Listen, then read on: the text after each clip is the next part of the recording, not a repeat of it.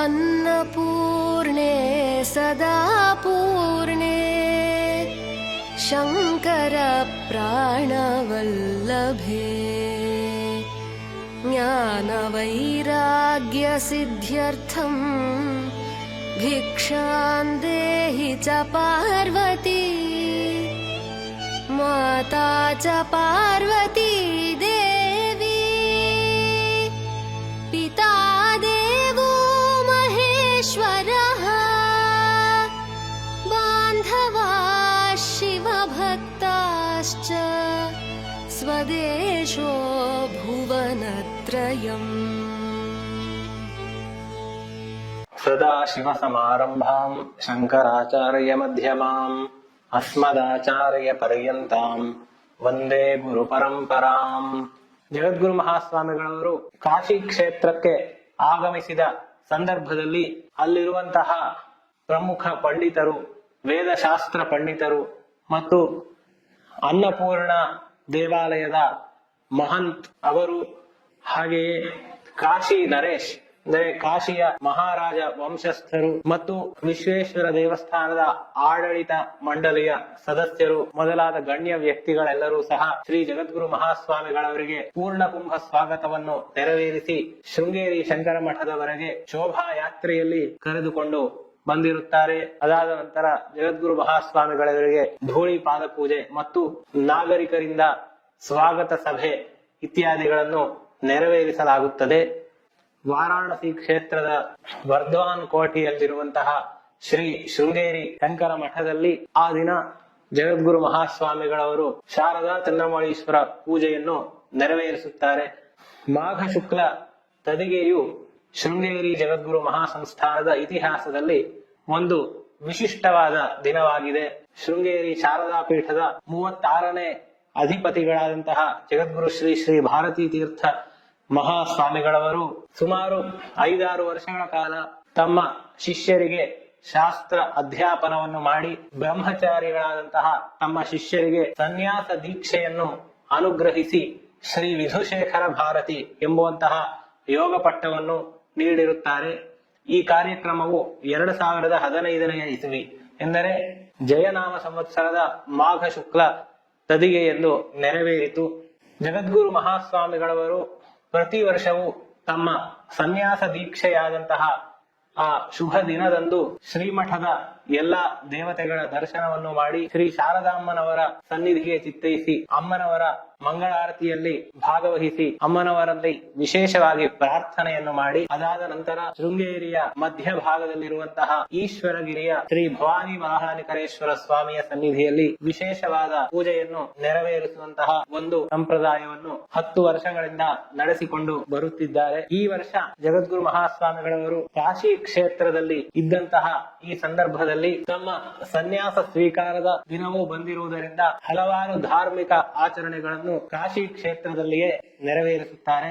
ಹಾಗೆಯೇ ಜಗದ್ಗುರು ಮಹಾಸ್ವಾಮಿಗಳವರು ಕಾಶಿ ಕ್ಷೇತ್ರಕ್ಕೆ ಆಗಮಿಸಲು ಮುಖ್ಯವಾದ ಉದ್ದೇಶ ಏನಿತ್ತೆಂದರೆ ಅನ್ನಪೂರ್ಣ ದೇವಸ್ಥಾನದ ನಿರ್ವಾಹಕರು ಮಹಂತ್ ಎಂಬುದಾಗಿ ಕರೆಯುತ್ತಾರೆ. ಅವರು ಸುಭಾಷ್ ಪುರಿ ಮತ್ತು ಶಂಕರಪುರಿ ಎಂಬುವಂತಹ ಈ ನಿರ್ವಾಹಕರು 6 ತಿಂಗಳ ಹಿಂದೆ ಶೃಂಗೇರಿ ಕ್ಷೇತ್ರಕ್ಕೆ ಆಗಮಿಸಿ ಜಗದ್ಗುರು ಶ್ರೀ ಶ್ರೀ ಭಾರತೀ ತೀರ್ಥ ಮಹಾಸ್ವಾಮಿಗಳವರ ಸನ್ನಿಧಿಯಲ್ಲಿ ಭಕ್ತಿ ನಮ್ರರಾಗಿ ಪ್ರಾರ್ಥನೆ ಮಾಡಿಕೊಳ್ಳುತ್ತಾರೆ. ಹಿಂದೆ 1977ನೇ ಇಸವಿಯಲ್ಲಿ ಅನ್ನಪೂರ್ಣ ಮಂದಿರದಲ್ಲಿ ಕುಂಭಾಭಿಷೇಕವನ್ನು ತಮ್ಮ ಗುರುಗಳಾದ ಪ್ರಾತಸ್ಮರಣೀಯ ಜಗದ್ಗುರು ಶ್ರೀ ಅಭಿನವ ವಿದ್ಯಾತೀರ್ಥ ಮಹಾಸ್ವಾಮಿಗಳವರು ನೆರವೇರಿಸಿದರು.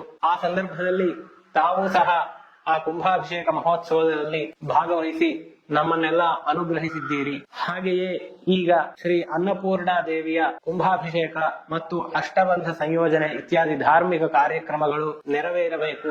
ಈ ಒಂದು ಕಾರ್ಯಕ್ರಮವನ್ನು ತಮ್ಮ ಅಮೃತ ಹಸ್ತಗಳಿಂದ ನಡೆಸಿಕೊಟ್ಟು ನಮ್ಮನ್ನು ಅನುಗ್ರಹಿಸಬೇಕು ಎಂಬುದಾಗಿ ಪ್ರಾರ್ಥಿಸುತ್ತಾರೆ. ಆಗ ಜಗದ್ಗುರು ಶ್ರೀ ಭಾರತೀ ತೀರ್ಥ ಮಹಾಸನ್ನಿಧಾನಗಳವರು ನಾವು ಈಗ ಎಲ್ಲೂ ವಿಜಯ ಯಾತ್ರೆಯನ್ನು ಕೈಗೊಳ್ಳುತ್ತಿಲ್ಲ, ನಾವು ಕೇವಲ ಶೃಂಗೇರಿ ಕ್ಷೇತ್ರದಲ್ಲಿ ನೆಲೆಸಿದ್ದು ಇಲ್ಲಿ ಶಾರದಾ ಚಂದ್ರಮೌಳೀಶ್ವರ ಆರಾಧನೆಯನ್ನು ಮಾತ್ರ ಮಾಡುತ್ತಿದ್ದೇವೆ, ಇನ್ನು ಎಲ್ಲೂ ಹೊರಗೆ ಹೋಗುತ್ತಿಲ್ಲ, ಎಲ್ಲಾ ಕಡೆಯೂ ನಮ್ಮ ಅಪ್ಪಣೆಯನ್ನು ಪಡೆದುಕೊಂಡು ನಮ್ಮ ಪ್ರತಿನಿಧಿಗಳಾಗಿ ನಮ್ಮ ಉತ್ತರಾಧಿಕಾರಿ ಶಿಷ್ಯರಾದಂತಹ ಶ್ರೀ ವಿಧುಶೇಖರ ಭಾರತಿ ಸನ್ನಿಧಾನಗಳವರೇ ಯಾತ್ರೆಯನ್ನು ನಡೆಸುತ್ತಿದ್ದಾರೆ. ಆದ್ದರಿಂದ ನಮ್ಮ ಪ್ರತಿನಿಧಿಯಾಗಿ ನಾವು ಅವರನ್ನ ಕಳಿಸುತ್ತೇವೆ ಎಂಬುದಾಗಿ ಗುರುಗಳು ಅಪ್ಪಣೆ ಮಾಡಿರುತ್ತಾರೆ. ಗುರುಗಳ ಅಪ್ಪಣೆಯನ್ನು ಸ್ವೀಕರಿಸಿರುವಂತಹ ಶಂಕರಪುರಿ ಮತ್ತು ಸುಭಾಷ್ ಪುರಿ ಮಹಂತ್ ರವರು ಕಾಶಿ ಕ್ಷೇತ್ರಕ್ಕೆ ತೆರಳುತ್ತಾರೆ. ಅದಾಗಿ ಪುನಃ 1-2 ತಿಂಗಳ ನಂತರ ಅವರು ಬಂದು ಈ ಅನ್ನಪೂರ್ಣ ದೇವಾಲಯದ ಒಂದು ಚರಿತ್ರೆ ಏನುಂಟೋ, ಇದರಲ್ಲಿ ಕಾಲಘಟ್ಟದಲ್ಲಿ ನಡೆದಂತಹ ಐತಿಹಾಸಿಕ ಒಂದು ಕಾರ್ಯಕ್ರಮಗಳ ದಾಖಲೆಗಳೆಲ್ಲ ಇವೆ. ಇವುಗಳಲ್ಲಿ ಹಿಂದೆ ಈ ಅನ್ನಪೂರ್ಣ ಕುಂಭಾಭಿಷೇಕವನ್ನು 1977ನೇ ಇಸವಿಯಲ್ಲಿ ನೆರವೇರಿಸಿದಂತಹ ಶುಭ ಸಂದರ್ಭದಲ್ಲಿ ಶೃಂಗೇರಿ ಜಗದ್ಗುರು ಮಹಾಸಂಸ್ಥಾನದ ಶ್ರೀಮಠದ ವತಿಯಿಂದಲೇ ಪುರೋಹಿತರು ಬಂದು ಈ ಧಾರ್ಮಿಕ ಕಾರ್ಯಕ್ರಮವನ್ನು ನೆರವೇರಿಸಿದರು. ಹಾಗೆಯೇ ಈಗಲೂ ಸಹ ಶೃಂಗೇರಿ ಜಗದ್ಗುರು ಮಹಾಸಂಸ್ಥಾನದ ಪುರೋಹಿತರಿಂದಲೇ ಈ ಧಾರ್ಮಿಕ ಕಾರ್ಯಕ್ರಮವು ನೆರವೇರಿಸಬೇಕು ಎಂಬುದಾಗಿ ಪ್ರಾರ್ಥನೆ ಮಾಡಿದ್ದರು. ಹಾಗೆಯೇ ಆಗಲಿ ಎಂಬುದಾಗಿ ಜಗದ್ಗುರು ಮಹಾಸ್ವಾಮಿಗಳವರ ಅಪ್ಪಣೆಯಾಗಿರುತ್ತದೆ. 1977ನೇ ಇಸವಿಯಲ್ಲಿ ಅನ್ನಪೂರ್ಣ ಪ್ರತಿಷ್ಠಾ ಕುಂಭಾಭಿಷೇಕ ಕಾರ್ಯಕ್ರಮವನ್ನು ಶೃಂಗೇರಿ ಜಗದ್ಗುರು ಮಹಾಸಂಸ್ಥಾನದಲ್ಲಿ ಶ್ರೀ ಮಲಹಾನಿಕರೇಶ್ವರ ಸ್ವಾಮಿಯ ದೇವಾಲಯದ ಅರ್ಚಕರು ಮತ್ತು ತಂತ್ರಿಗಳು ಆಗಿರುವಂತಹ ಶ್ರೀ ಮಂಜುನಾಥ ಭಟ್ ತಂತ್ರಿ ಇವರು ನೆರವೇರಿಸಿಕೊಟ್ಟಿದ್ದರು.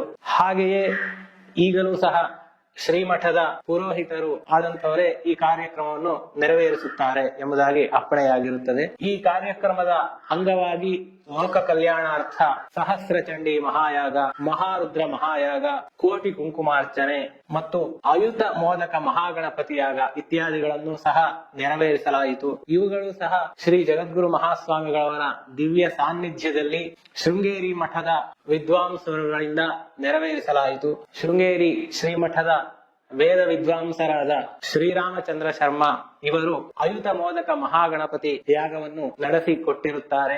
ಹಾಗೆಯೇ ಕೋಟಿ ಕುಂಕುಮಾರ್ಚನೆ ಎಂದರೆ ಲಲಿತಾ ಸಹಸ್ರನಾಮ ಪಠನ ಪೂರ್ವಕ ಶ್ರೀಚಕ್ರ ರಾಜದಲ್ಲಿ ನೆಲೆಸಿರುವಂತಹ ಶ್ರೀ ಜಗನ್ಮಾತೆಗೆ ಕುಂಕುಮ ದ್ರವ್ಯವನ್ನು ಸಮರ್ಪಿಸುವಂತಹ ಮಾಡುವ ಈ ಕೋಟಿ ಕುಂಕುಮಾರ್ಚನೆಯ ಒಂದು ವಿಶಿಷ್ಟವಾದ ಸೇವೆಯನ್ನು ಸಹ ಅನ್ನಪೂರ್ಣ ದೇವಾಲಯದ ಪ್ರಾಕಾರದಲ್ಲಿ ಮಾಡಲಾಗಿತ್ತು. ಈ ಕಾರ್ಯಕ್ರಮದ ಮುಖ್ಯಸ್ಥರಾಗಿ ವೇದ ಬ್ರಹ್ಮಶ್ರೀ ನರಹರಿ ಸುಬ್ರಹ್ಮಣ್ಯ ಭಟ್ಟರವರು ಭಾಗವಹಿಸಿದ್ದರು. ಅವರ ಜೊತೆಗೆ ವೇದ ಬ್ರಹ್ಮಶ್ರೀ ಸಿ ಕೃಷ್ಣ ಭಟ್ಟರು ಮತ್ತು ತಂಗಿರಾಲ ಶಿವಕುಮಾರ ಶರ್ಮಾ ಇವರು ಸಹ ಈ ಕೋಟಿ ಕುಂಕುಮಾರ್ಚನೆಯ ಒಂದು ವಿಶಿಷ್ಟವಾದಂತಹ ಒಂದು ಯಜ್ಞದಲ್ಲಿ ಭಾಗವಹಿಸಿ ಆ ಕಾರ್ಯಕ್ರಮವನ್ನು ವಿಜಯವಂತವಾಗಿ ನೆರವೇರಿಸುತ್ತಾರೆ. ಹಾಗೆಯೇ ಸಹಸ್ರಚಂಡಿ ಮಹಾಯಾಗದಲ್ಲಿ ಶೃಂಗೇರಿ ಶ್ರೀಮಠೀಯ ಪಾಠಶಾಲೆಯ ಅಧ್ಯಕ್ಷರಾದಂತಹ ವೇದ ಬ್ರಹ್ಮಶ್ರೀ ವಿನಾಯಕ ಉಡುಪರವರು ಪ್ರಧಾನಾಚಾರ್ಯರಾಗಿ ಈ ಯಜ್ಞವನ್ನು ನಿರ್ವಹಿಸಿದರು. ಕೇದಾರ ಘಾಟ್ ಎಂಬುವಂತಹ ಒಂದು ಪ್ರದೇಶದಲ್ಲಿ ಶೃಂಗೇರಿ ಶಂಕರ ಮಠವಿರುತ್ತದೆ. ಈ ಶಂಕರ ಮಠದಲ್ಲಿ ಶ್ರೀ ವಿದ್ಯಾರಣ್ಯರಿಂದ ಪ್ರತಿಷ್ಠಾಪನೆಗೊಂಡು ಪ್ರತಿನಿತ್ಯವೂ ಭಕ್ತರನ್ನು ಅನುಗ್ರಹಿಸುತ್ತಾ ವಿರಾಜಮಾನನಾಗಿರುವಂತಹ ಶ್ರೀ ಚಂದ್ರಮೌಳೀಶ್ವರ ಸ್ವಾಮಿಯ ದಿವ್ಯ ಸಾನ್ನಿಧ್ಯವಿರುತ್ತದೆ. ಈ ಸನ್ನಿಧಿಯಲ್ಲಿ ಮಹಾರುದ್ರ ಮಹಾಯಾಗವನ್ನು ನೆರವೇರಿಸಲಾಯಿತು. ಶೃಂಗೇರಿ ಶ್ರೀಮಠದ ಯಜುರ್ವೇದ ಪಂಡಿತರಾದಂತಹ ವೇದ ಬ್ರಹ್ಮಶ್ರೀ ಯಶವಂತ ಘನಪಾಠಿಗಳು ಈ ಮಹಾರುದ್ರ ಯಾಗವನ್ನು ನೆರವೇರಿಸಿದರು. ಮಾಘ ಶುಕ್ಲ ತದಿಗೆ ಎಂದು ಪ್ರಾತಃ ಶ್ರೀ ಸನ್ನಿಧಾನಗಳವರು ಅನ್ನಪೂರ್ಣ ಮಂದಿರಕ್ಕೆ ತೆರಳಿದರು. ಆ ಸಂದರ್ಭದಲ್ಲಿ ಮಹಂತರವರು ಜಗದ್ಗುರುಗಳಿಗೆ ಪೂರ್ಣ ಕುಂಭ ಸ್ವಾಗತವನ್ನು ಮಾಡಿರುತ್ತಾರೆ. ಜಗದ್ಗುರು ಮಹಾಸ್ವಾಮಿಗಳವರು ದೇವಾಲಯದಲ್ಲಿ ಪ್ರಾಂಗಣದಲ್ಲಿರುವಂತಹ ಯಜ್ಞ ಶಾಲೆಯಲ್ಲಿ ಈ ಅನ್ನಪೂರ್ಣ ಪ್ರತಿಷ್ಠಾ ಕುಂಭಾಭಿಷೇಕ ಮತ್ತು ಕೋಟಿ ಕುಂಕುಮಾರ್ಚನೆ ಮೊದಲಾದ ಧಾರ್ಮಿಕ ಕಾರ್ಯಕ್ರಮಗಳು ನಿರ್ವಿಘ್ನವಾಗಿ ನೆರವೇರಬೇಕು ಎಂಬುವಂತಹ ಸಂಕಲ್ಪದಿಂದ ನೆರವೇರಿಸಿದ ಅಯುತ ಮೋದಕ ಮಹಾಗಣಪತಿ ಹೋಮದ ಪೂರ್ಣಾಹುತಿಯಲ್ಲಿ ಭಾಗವಹಿಸಿ ಶ್ರೀ ಮಹಾಗಣಪತಿಯನ್ನು ಲೋಕಕ್ಷೇಮಕ್ಕಾಗಿ ಪ್ರಾರ್ಥನೆ ಮಾಡಿರುತ್ತಾರೆ.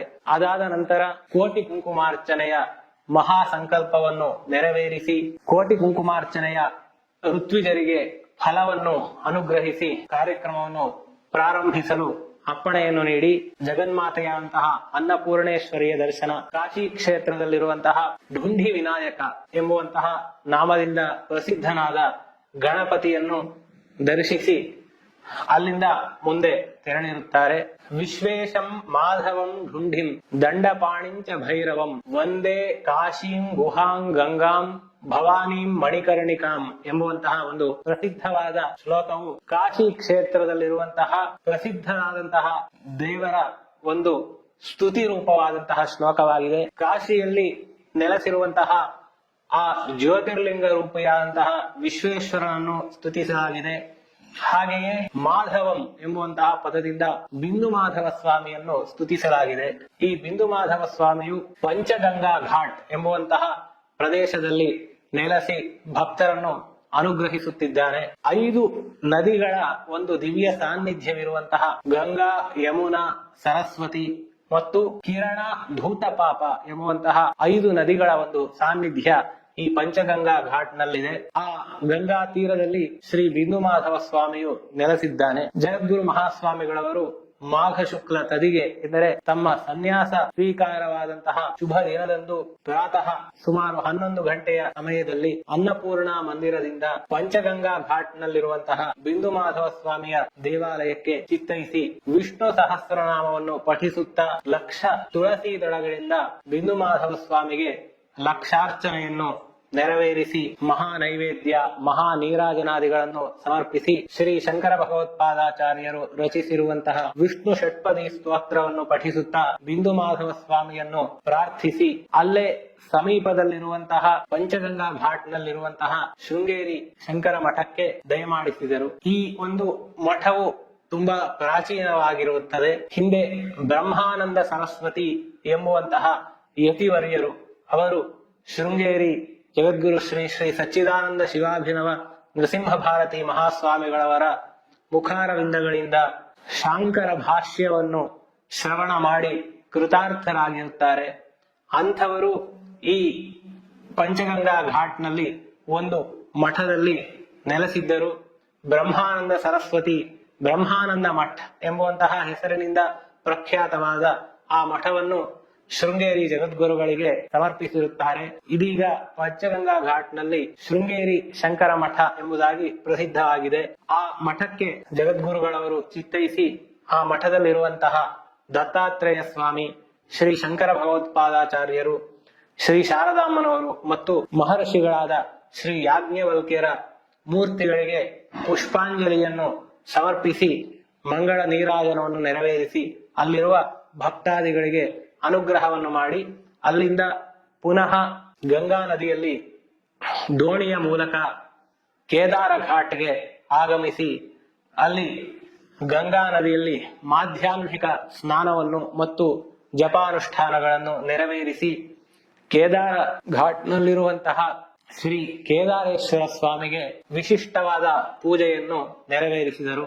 ನಾನು ಮೊದಲಿಗೆ ಹೇಳಿದಂತೆ ಶೃಂಗೇರಿ ಕ್ಷೇತ್ರದಲ್ಲಿ ಜಗದ್ಗುರುಗಳವರು ಮಾಘ ಶುದ್ಧ ತದಿಗೆ ಎಂದು ಶ್ರೀ ಭವಾನಿ ಮಲಹಾನಿಕರೇಶ್ವರ ಸ್ವಾಮಿಗೆ ವಿಶೇಷವಾದ ಪೂಜೆಯನ್ನು ನೆರವೇರಿಸುತ್ತಾರೆ. ಇಂದು ಕಾಶಿ ಕ್ಷೇತ್ರದಲ್ಲಿರುವಂತಹ ಕೇದಾರೇಶ್ವರನಿಗೆ ವಿಶೇಷವಾದ ಪೂಜೆಯನ್ನು ನೆರವೇರಿಸಿದರು. ಕಾಶಿ ಕ್ಷೇತ್ರವು ಪರಮೇಶ್ವರನ ತ್ರಿಶೂಲದ ಅಗ್ರಭಾಗದಲ್ಲಿ ನೆಲೆಸಿದೆ ಎಂಬುದಾಗಿ ಪುರಾಣಗಳ ವಚನ. ತ್ರಿಶೂಲಕ್ಕೆ ಹೇಗೆ 3 ಖಂಡಗಳಿರುತ್ತೋ ಹಾಗೆ ಕಾಶಿಯಲ್ಲಿಯೂ ಪ್ರಧಾನವಾಗಿ ಓಂಕಾರ ಖಂಡ, ವಿಶ್ವೇಶ್ವರ ಖಂಡ ಮತ್ತು ಕೇದಾರ ಖಂಡ ಎಂಬುದಾಗಿ 3 ಖಂಡಗಳಿವೆ. ಅವುಗಳಲ್ಲಿ ಕೇದಾರ ಖಂಡದ ಒಂದು ಪ್ರಸಿದ್ಧವಾದ ಅಧಿದೇವತೆಯಾದಂತಹ ಪರಮೇಶ್ವರನು ಕೇದಾರೇಶ್ವರ ಎಂಬುವಂತಹ ನಾಮದಿಂದ ನೆಲೆಸಿ ಭಕ್ತರನ್ನು ಅನುಗ್ರಹಿಸುತ್ತಿದ್ದಾನೆ. ಇಂತಹ ಕೇದಾರೇಶ್ವರನಿಗೆ ಜಗದ್ಗುರು ಸನ್ನಿಧಾನಗಳವರು ಫಲ ಪಂಚಾಮೃತಗಳಿಂದ ಮತ್ತು ರುದ್ರ ಪುರುಷ ಸೂಕ್ತ ಮೊದಲಾದ ಮಂತ್ರಗಳನ್ನು ಪಠಿಸುತ್ತಾ ಗಂಗಾ ಜಲದಿಂದ